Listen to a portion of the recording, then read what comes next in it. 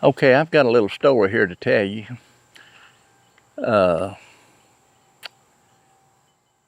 This was the Wrath of the Wolf Creek down in the heart of the Great Smoky Mountains.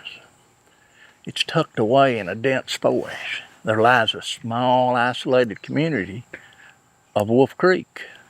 Folks around here are tight-knit, bound by generations of shared history and old mountain ways.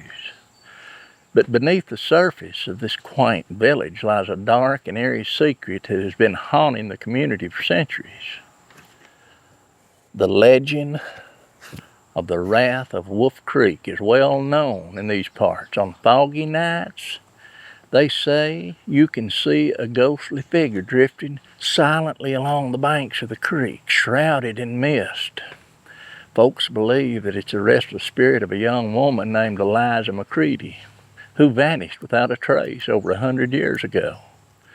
Eliza was deeply in love with a young man named Jacob, but her strict controlling daddy didn't approve, her daddy William McCready.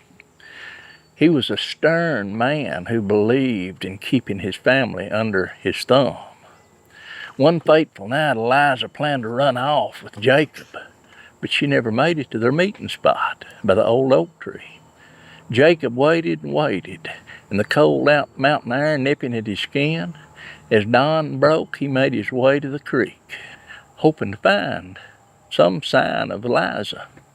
Instead, he was found dead the next morning. His lifeless body was floating in the Wolf Creek. Eliza was never seen again. Even since that night, strange things have plagued the town. Folks have reported hearing Eliza's mournful cries echoing through the woods, a sound that sent chills down the spine of even the bravest souls. Some even claim to see her ghostly figure wandering near the creek, her long flowing dress billowing in the night breeze. The sightings always seem to happen right before someone goes missing or there's a tragic accident, lending many to believe the Wrath is seeking revenge for her untimely death.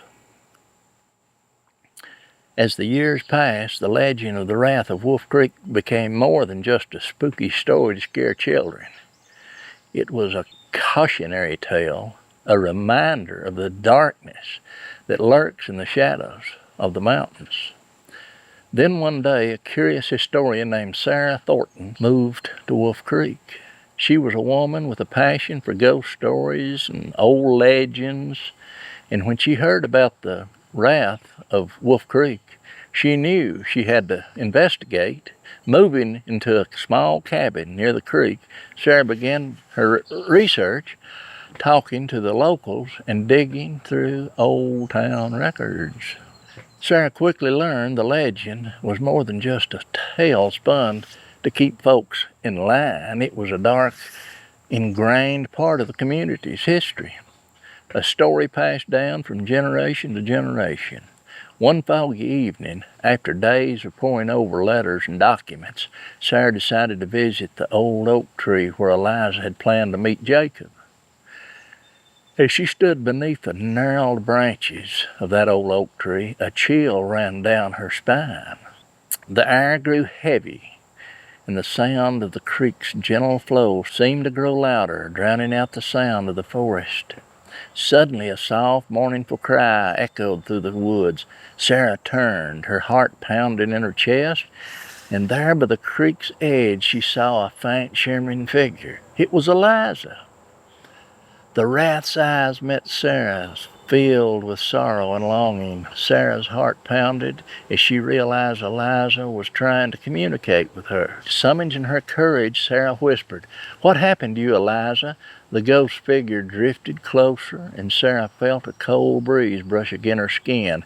In a voice barely louder than a whisper, Eliza spoke, "Betrayed by my own blood." As the words hung in the air, Sarah's mind raced. Could Eliza's father have been involved in the disappearance and Jacob's death? Determined to uncover the truth, Sarah continued to research with renewed vigor. She pored over letters, diaries, and town records, slowly piecing together the story of that fateful night. Eventually, she discovered the letters hidden in the attic of the McCready house. The letters revealed a dark secret. Eliza's father had discovered her plans to elope, and in a fit rage had killed Jacob and hidden Eliza away, locked in her cellar where she died alone and forgotten. With this revelation, Sarah knew she had to act. She gathered the town folks and shared her findings, convincing them to open the old McCready cellar. As they pried open the rusty door, a cold wind swept through the room, and Eliza's ghostly figure appeared once more. This time she was smiling. "Thank you," Eliza whispered, her form growing fainter. "I can rest now." As Eliza's spirit faded into the night, the air grew warm and the fog lifted. The wrath of the Wolf Creek was no more, and the town could finally move on from its dark past. Sarah had not only uncovered the truth, but had also freed a tormented soul. Eliza and Jacob's story would be remembered for generations to come, a reminder of the power of love and the darkness that can lurk in the hearts of men.